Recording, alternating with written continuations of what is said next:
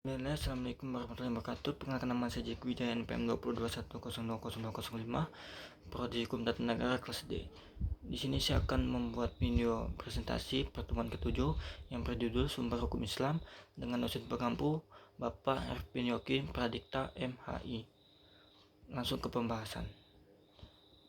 Al-Quran berkedudukan sebagai sumber pertama dan utama dalam hukum Islam. Kedudukan ini mengharuskan umat Islam memahami pesan-pesan yang dikandungnya untuk dilaksanakan dalam kehidupan. Hal tersebut juga diperlukan sebagai upaya mengatur perilaku manusia, baik yang berhubungan dengan manusia ataupun makhluk yang lainnya secara horizontal. Demikian pula seluruh persoalan yang berkaitan dengan hukum, meski dicari jawabannya terlebih dahulu dari petunjuk yang terkandung di dalam Al-Quran. Kemaslahatan hidup manusia di dunia dan akhirat diyakini dapat diperoleh jika manusia melandaskan pada perilaku hidup mereka pada petunjuk Al-Quran.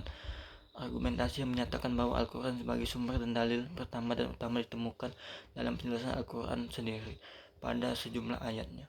Lebih dari 30 kali ditemukan perintah mematuhi Allah dalam Al-Quran. Maka meninggalkan aturan yang disebutkan dalam Al-Quran akan membawa akibat meningkatnya kejahatan yang dilakukan manusia.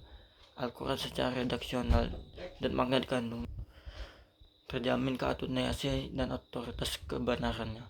Keautentikan itu terjamin karena transformasi periwatan secara keseluruhan mencapai tingkat mutawatir al-sunnah.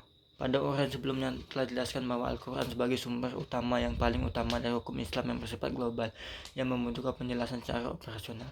Nabi Muhammad SAW sebagai penyampai ajaran Al-Quran diberi otoritas oleh Tuhan untuk menjelaskan lebih lanjut apa yang telah diwahyukan kepadanya. Dengan demikian, Al-Sunnah baik dalam bentuk perkataan, perbuatan maupun dalam bentuk tokir berkedudukan sebagai sumber kedua setelah Al-Quran.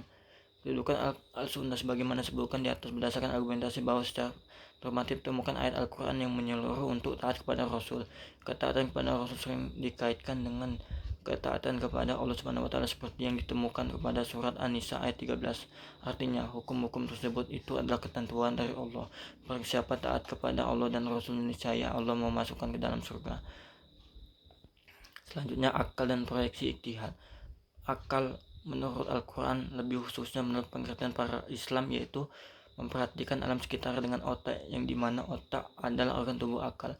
Artinya akal itu sendiri terdapat dalam otak seseorang, digunakan untuk berpikir dan berdasarkan pemikiran itu maka lahirlah suatu ide atau gagasan mengenai suatu masalah yang dipikirkan. Sebagaimana telah kita ketahui bahwa Allah SWT menciptakan manusia berbeda berdasarkan akalnya dengan makhluk lainnya seperti hewan dan tumbuhan. Berdasarkan perspektif Islam, peran akan bagi dua, yaitu memahami nilai ajaran agama. Apabila ada doktrin yang kurang jelas, akal akan merumuskan pelaksanaannya. Adapun ketika sebuah doktrin agama memiliki nilai-nilai sosial, akan bertugas menerjemahkan dalam konteks kehidupan kekinian. Dua akan bertugas memilih dan menyeleksi doktrin agama. Terkadang ada doktrin agama yang temporer atau madaniyah dan doktrin agama yang selalu makiyah. Terkait hal ini akan bertugas untuk memilih kemungkinan terbaik pelaksanaannya. Akal dan proyeksi ijtihad. Proyeksi ijtihad menurut bahasa batu usaha keras dan sungguh-sungguh, sedangkan pengertian dari segi istilah ijtihad adalah berusaha menetapkan hukum terhadap masalah yang belum ada ketetapannya. Hukum yang ada dalam Al-Quran dan hadis yang dilakukan dengan secara cermat dan pikiran murni setelah pedoman atau menemukan yang benar. Rujukan ijtihad tetap pada Al-Quran dan hadis. Orang yang berijtihad disebut dengan mujtahid.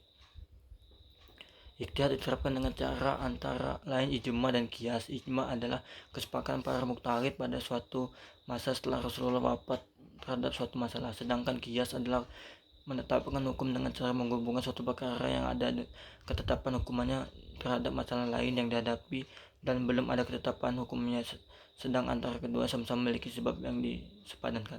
Demikian video presentasi saya. Wabillahi taufiq wal hidayah. Wassalamualaikum warahmatullahi wabarakatuh.